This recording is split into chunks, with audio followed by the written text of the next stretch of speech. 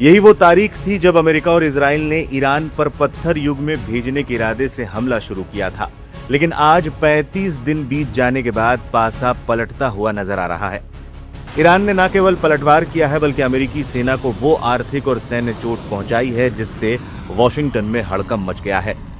13 सैनिकों की मौत, अरबों डॉलर के विमान खाक और हुर्मुज की घेराबंदी।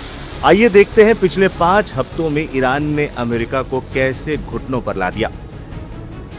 इस जंग की सबसे भारी कीमत अमेरिकी सैनिकों ने चुकाई है। अब तक 13 अमेरिकी सैनिकों की मौत हो चुकी है और 300 से ज्यादा घायल हैं।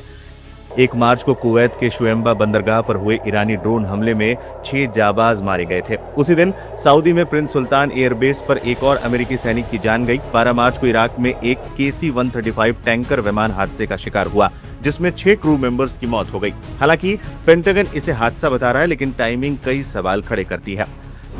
धराशायी हुए अमेरिकी सैन्य ठिकाने। ईरान ने खाड़ी देशों में मौजूद अमेरिका के 13 सैन्य ठिकानों को अपना निशाना बनाया है। कुवैत शुएम्बा बंदरगाह पर अमेरिकी सेना का टैक्टिकल ऑपरेशन सेंटर पूरी तरह तबाह हो गया। कतर अल उदीद बेस पर लगा हुआ हाईटेक रडार सिस्टम अब मलबे का ढेर है। बहरीन अमेरिकी फिफ्थ फ्लीट के हेडक्वार्टर पर सीधी चोट की गई है। सऊदी अरब, यहां ईरान ने अमेरिका के 5 एरियल रिफ्यूलिंग एयरक्राफ्ट को राख में मिला दिया।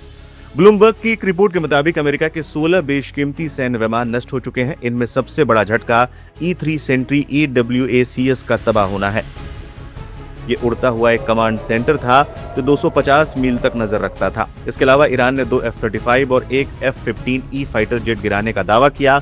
वहीं आसमान में नजर रखने वाले 1 दर्जन MQ-9 रिपर ड्रोन भी अब ईरानी मिट्टी में दफन है। ये जंग अमेरिका के लिए आर्थिक सुनामी साबित हो रही है। पिछले 4 दिनों में 18,400 करोड़ रुपए के उपकरण बर्बाद हुए। एक्सपर्ट्स के मुताबिक अब तक अमेरिका को कुल $2.9 बिलियन यानी करीब 26,680 करोड़ रुपए का सीधा नुकसान हो चुका है। लेकिन सबसे घातक रहा ईरान द्वारा हॉर्मुज स्ट्रेट को बंद करना। इसके कारण कच्चा तेल $100 के पार चला गया है। सेनेटर क्रिस मर्फी के मुताबिक इस रास्ते को फिर से खोलने के लिए अमेरिका हर दिन 18,400 करोड़ रुपए पानी की तरह बहा रहा है।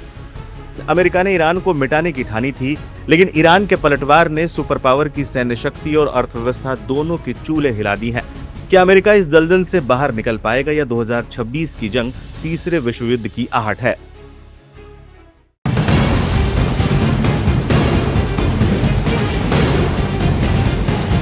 मिडिल ईस्ट में जारी भीषण जंग अब सिर्फ घातक मिसाइलों और बमबारी तक सीमित नहीं रह गई है, बल्कि इसने एक अत्यंत संवेदनशील और भावनात्मक रूप ले लिया है। शुक्रवार को ईरान द्वारा अमेरिका के 2 अत्याधुनिक लड़ाकू विमानों को मार गिराए जाने के बाद लापता अमेरिकी पायलट का मुद्दा अंतर्राष्ट्रीय सुर्खियों में है।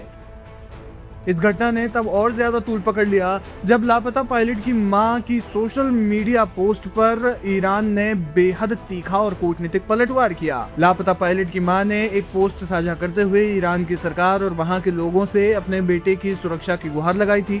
उन्होंने लिखा कि उनका बेटा सिर्फ अपना कर्तव्य निभा रहा था और एक मां होने के नाते वो उसकी सुरक्षित वापसी की प्रार्थना कर रही थी।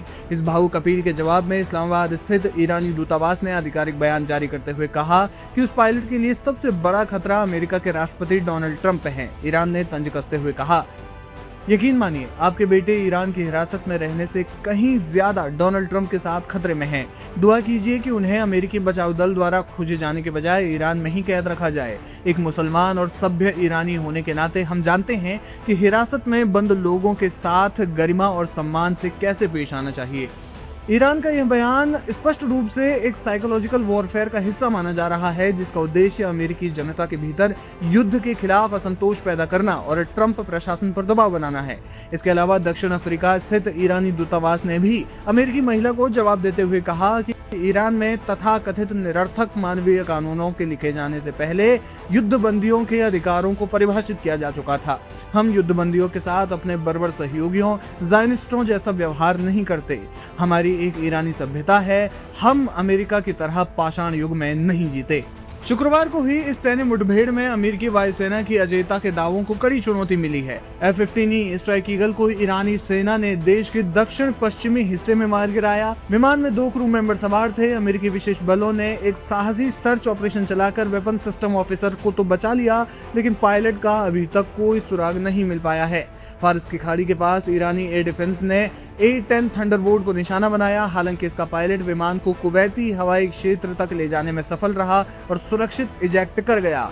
लापता पायलट की तलाश में जुटे अमेरिकी ब्लैक हॉक हेलीकॉप्टरों को भारी प्रतिरोध का सामना करना पड़ रहा है।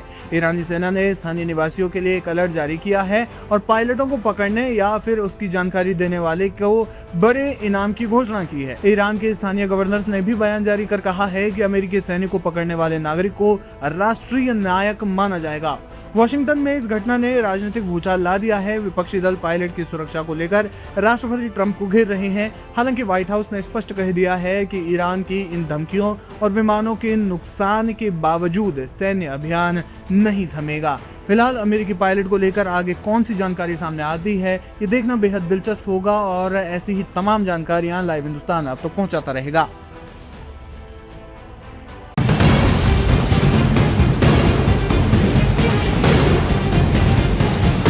अमेरिका से जंग के बीच ईरान ने इतिहास रच दिया है। ईरान के दावे के बाद अब अमेरिका से एक्सियोस की रिपोर्ट में दावा किया गया कि अमेरिका का F-15E संदेहात्मक तौर पर शॉट डाउन हो गया है और पायलट पर भी कयासबाजी जारी है। एक्सियोस अमेरिका की एक जानी मानी न्यूज एजेंसी है। यानी मिडिल ईस्ट के आसमान में अब जंग और खतरनाक होती जा रही है।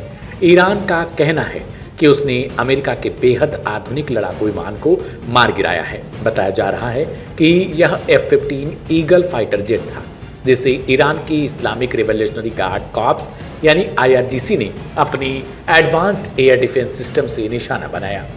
ईरानी मीडिया के मुताबिक हमला इतना सटीक था कि जेट को बचने का मौका ही नहीं मिला।